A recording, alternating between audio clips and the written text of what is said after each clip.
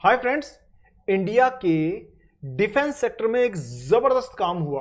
क्या हुआ कि सेबेक्स 2 नाम का नया एक्सप्लोजिव टेस्ट फायर किया है इंडिया ने, जो टीएनटी से यानी ट्राई नाइट्रोटोलुइन यानी कि वो पदार्थ जिससे बाकी बम बनते हैं उनसे दुगना पावरफुल है।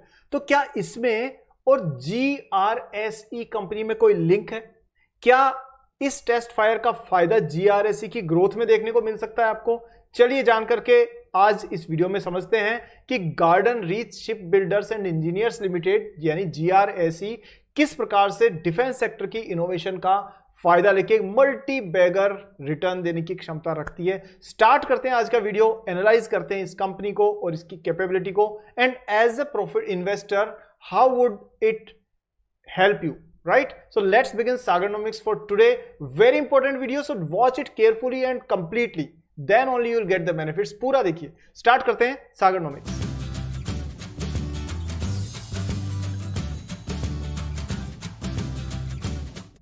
दोस्तों आज का जो वीडियो है वो जीआरएसई को हम एनालाइज करेंगे और साथ में वीडियो को थोड़ा छोटा रखेंगे, क्योंकि पूरा एनालिसिस अगर करने लगा ना तो आप पता है ना घंटों निकल जाएंगे।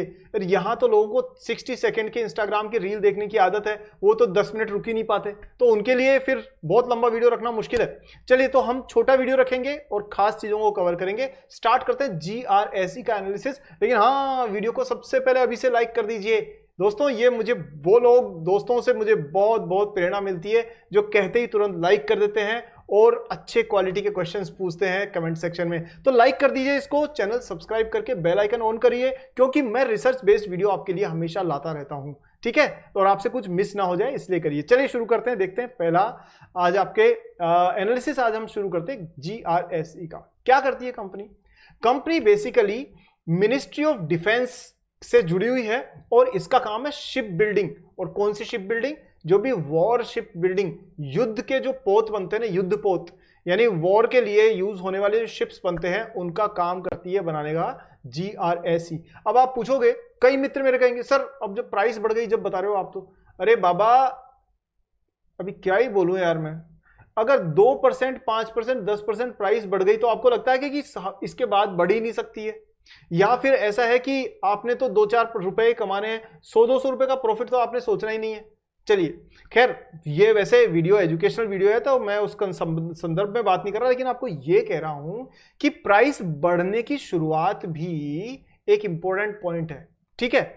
बाकी आप समझ गए होंगे मैं क्या कहना चाह रहा हूं। चलिए शुरू करते हैं। तो कंपनी बेसिकली क्या है कि ये Indian Navy and Indian Coast Guard, इसके लिए दोस्तों ये कंपनी काम करती है और इसने 100 से ज्यादा वॉरशिप्स इंडियन नेवी को और कोस्ट गार्ड को दिए हैं। हम देखते हैं ना बड़े बड़े युद्ध पोत हैं हमारे देश के, जिनके ऊपर जो प्लेन्स होते हैं वो जेट फाइटर्स होते हैं, वो लैंड करते हैं, वहीं से टेक ऑफ करके निकल जाते हैं। तो इस तरीके की जो शिप्स बनाने का काम है उसमें इस कंपनी का बहुत बड़ा योगदान है। शिप बिल्डिंग सेगमेंट से 89% पैसा इसके पास में आता है। और काफी दोस्तों का तो ये कहना था सर डिफेंस सेक्टर में तो मैं इंटरेस्टेड नहीं हूं। अरे यार, आप प्रॉफिट बनाने में इंटरेस्टेड हो या नहीं हो?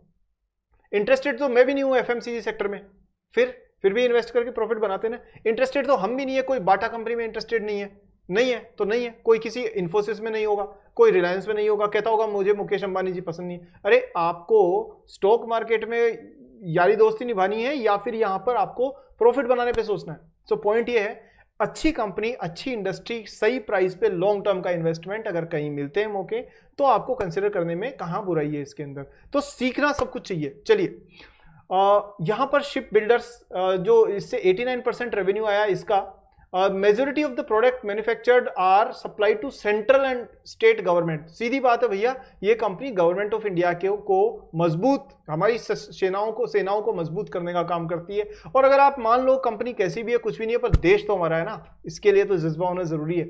इंजीनियरिंग डिवीजन लेस देन 1% से आता है और बाकी छोटी मोटी जगह से इसका पैसा आता है। फिलहाल फंडामेंटल्स के बारे में और बात करते हैं, नंबर्स की। तो देखिए 2400 रुपीज की प्राइस पे चल रही है और ये कुछ दिनों से लगातार ग्रो ही कर रही है। और उसका कहीं ना कहीं रीजन जो है ना वो ये वाला भी हो सकता है जो आपके स्क्रीन पे आपको दिख रहा है। अभी दिखा नहीं, दिख जाए, ये दिखेगा ये वाला। ओ भाई क्या हो गया, एक सेकेंड।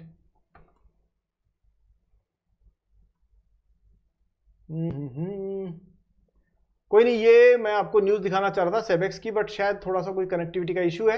तो पॉइंट ये है कि सेबेक्स जो टेस्ट फायर हुआ है इंडिया के अंदर, उसके बारे में मैं आपको कह रहा था कि कितना जबरदस्त काम है ये। दिखाता हूं, देखो सेबेक्स एक्सप्लोजिव।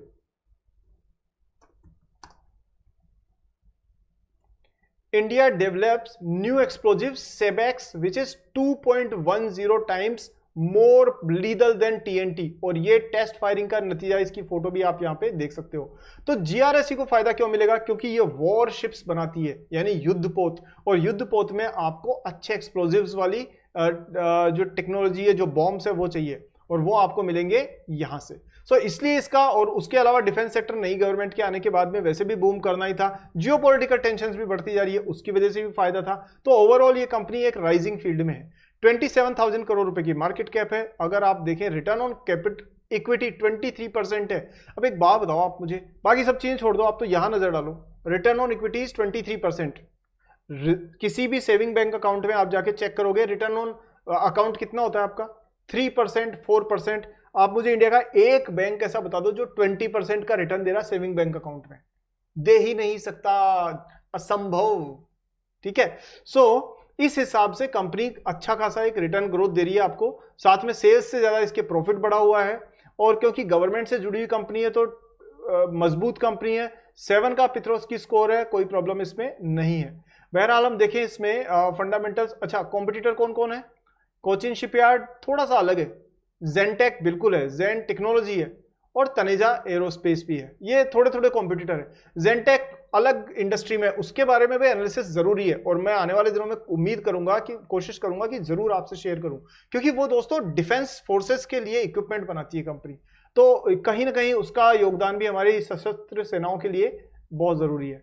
खैर, अभी हम बात करें इसमें, तो देखिए सेल्स कंटिन्यूअसली ग्रो किया है। अगर मैं सीधे नंबर में बात करूं तो ये ईयर ऑन ईयर देखें तो ये करीब करीब 2x हो चुकी है सेल्स पिछले 10 साल में, और ये तो तब है जबकि हमने अभी तक जो भी डिफेंस सेक्टर में काम किया वो इन हाउस, मतलब यही काम किया है और इंडिजिनियसली उसको यूज किया है प्रोड्यूस करके, मतलब हमने हमारे ही देश में काम में लिया। लेकिन अब इंडिया की जो रीच है ना, वो ग्लोबल लेवल पे बढ़ती जा रही है, और उसका रीजन क्या है? उसका रीजन ये है कि जो डिफेंस सेक्टर है ना, वो और स्पेस सेक्टर, जिसमें अभी चंद्रयान हमारा गया था, गगनयान जाने वाला है ये, और अभी जो सोलर वो गया था लेग्रांजेस पॉइंट तक, जो अपने आदित्य मिशन गया था, L1 मिशन, वो सारी चीजें बताती है कि वर्ल्ड वाइड इन्वेस्टमेंट, यानी दुनिया हथियार और स्पेस टेक्नोलॉजी इंडिया से खरीदना शुरू कर चुकी है। और उसकी वजह है, उसका एक एग्जांपल ये भी है कि हमारे जो डिफेंस एक्सपोर्ट्स हैं वो तेजी से बढ़ रहे हैं, और उसका फायदा जीआरएससी को मिलता हुआ साफ तौर पे दिखेगा।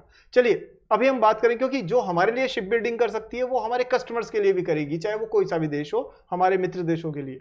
चलिए यहां हम देखें तो ऑपरेटिंग प्रॉफिट मार्जिन 7% है, और डिविडेंड कंपनी 30, 40, 700, 472%, 30%, 35%, 25%। अरे वो तो देगी ना बेचारी गवर्नमेंट, वो क्यों नहीं देगी? गवर्नमेंट जबरदस्ती ले लेगी, इससे शेयर होल्डिंग है उसकी भाई इसमें। चलिए अब हम बात करें तो 3 साल में आप देखेंगे सेल्स ग्रोथ 47% और प्रॉफिट ग्रोथ 31%, और स्टॉक प्राइस भाई साहब बढ़ गया 124%।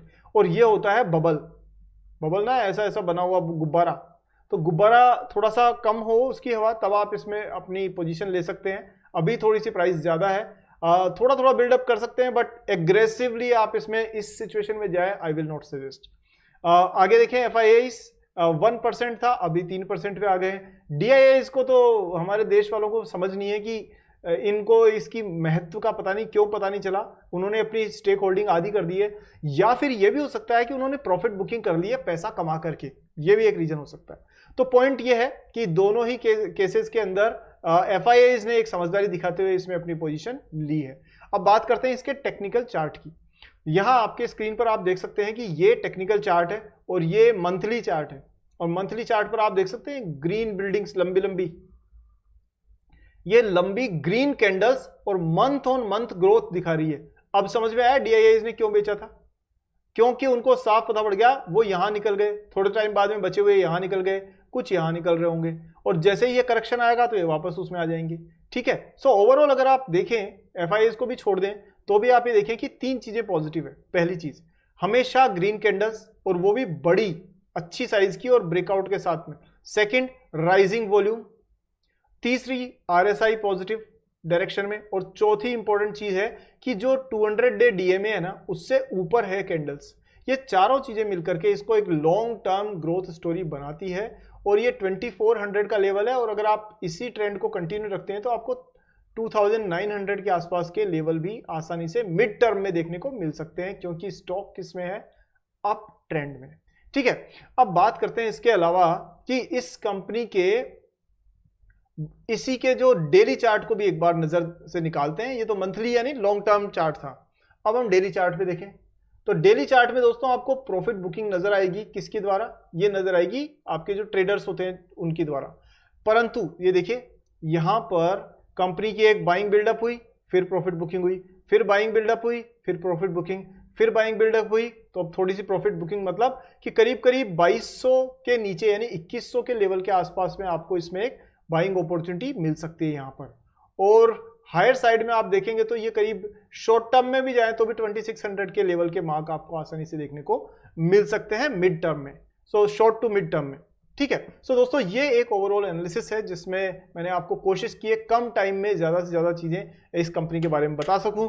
ज्यादा लंबा कभी आप कहेंगे तो इस पे और वीडियो बनाएंगे जिसमें हम इसकी प्रोडक्ट की डिटेल्स, इसके सेगमेंट्स, इसकी स्ट्रेटेजी, इसके स्वॉट एनालिसिस सारी चीजें कवर कर सकते हैं। और अगर आप चाहते हैं कि स्टॉक मार्केट की एनालिसिस और अच्छे स्टॉक्स को 10-15 मिनट में कैसे पहचाना जाए using Boolean technology, Boolean logic, Boolean search, और इसके अलावा 30 मिनट में अपने स्टॉक पोर्टफोलियो को कैसे तैयार किया जाए, ये सारी चीजें अगर आप लाइव देखना चाहते हैं तो डिस्क्रिप्शन में लिंक है, वहां क्लिक करके और आप एक लाइव सेशन नेक्स्ट हमारा जब भी होगा उसे ज्वाइन कर लीजिएगा।